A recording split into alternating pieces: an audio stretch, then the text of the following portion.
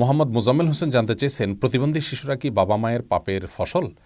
বাবা মা কোনো পাপ কিংবা অপরাধ করলে, কোনো অন্যায় করলে তাদের প্রতিবন্ধী শিশু জন্মগ্রহণ করে, এই ধারণা আমাদের সমাজে অনেকে রাখেন। এই ধারণা সম্পূর্ণ ভুল এবং ভ্রান্ত, কুসংস্কারাচ্ছন্ন বিশ্বাস এটি।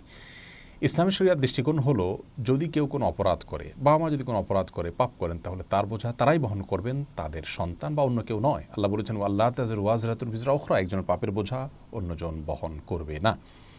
বরং এর বিপরীতে আমরা বলতে পারি যে কোনো সন্তান যদি বিকলাঙ্গ হয়ে বা প্রতিবন্ধী হয়ে জন্মগ্রহণ করেন, এটি সন্তানের জন্য একটি পরীক্ষা, একাধারে সেটি বাবা মায়ের জন্য পরীক্ষা। তারা যদি সেই পরীক্ষা উত্তীর্ণ হতে পারেন, আল্লাহর ফয়সালাকে মেনে নিতে পারেন, ইমানদার সুলভ আচরণ করতে পারেন এবং সবর করতে পারেন, আল্লাহর বয়ানের পক্ষ থেকে মস্ত বড় পুরস্কার তাদের জন্য রয়েছে। নবী সাল্লাল্লাহু আলাইহি ওয়াসাল্লাম বলেছেন, ইন্না আইজাম আল জাযাই মা আইজামিল বালা, নিশ্চয়ই কারোর প্রতি আল্লাহ তাআলার পক্ষ থেকে পরীক্ষাটা যদি অনেক বড় হয়, তাহলে তার পুরস্কার এবং বিনিময়ে অনেক বড় হয় যদি তিনি পরীক্ষা উত্তীর্ণ হতে পারেন, সবর করতে পারেন। অতএব প্রতিবন্ধী শিশু মা বাবার জন্য পরীক্ষার বিষয়ে সবর করতে পারলে তারা অনেক বেশি সওয়াব পাবেন তাদের এই সবরের কারণে।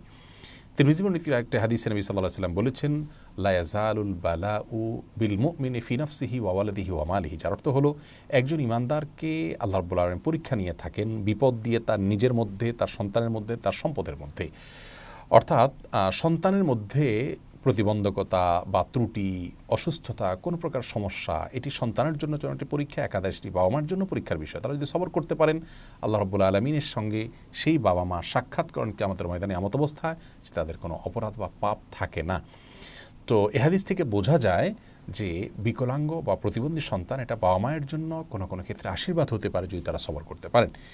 একাধারে সেটি সেই সন্তানের জন্য আপনার ভালো এবং কল্যাণের দিক বহনকারী হতে পারে। মুসনাদে আহমদের একটা হাদিসে বর্ণিত হয়েছে, নবী সাল্লাল্লাহু আলাইহি ওয়াসাল্লাম বলেছেন, কোনো মানুষের মধ্যে কোনো রোগ বালাই এবং প্রতিবন্ধকতা, কোনো প্রকার ত্রুটি থাকলে তিনি তার ব্যাপারে আল্লাহর ফেরেশতাদেরকে বলেন যে, আমার বান্দা যেটুকু পারে এই অসুস্থ শরীর নিয়ে, সে যেটুকু পারে সেটুকু আমল করার চেষ্টা করে, সেটুকু তোমরা লিপিবদ্ধ করো, এবং এরপরে যদি তাকে আমি সুস্থতার নেয়ামত দিয়ে দেই, সে যদি সুস্থ হয়ে যায়, তাহলে এর আগ পর্যন্ত সে যে কষ্ট সহ্য করেছে তার বিনিময়ে আল্লাহ রাব্বুল আলামিন তার জন্য ছোটোখাটো ভুল ত্রুটির জন্য সেটিকে কাফারা হিসাবে গ্রহণ করবেন।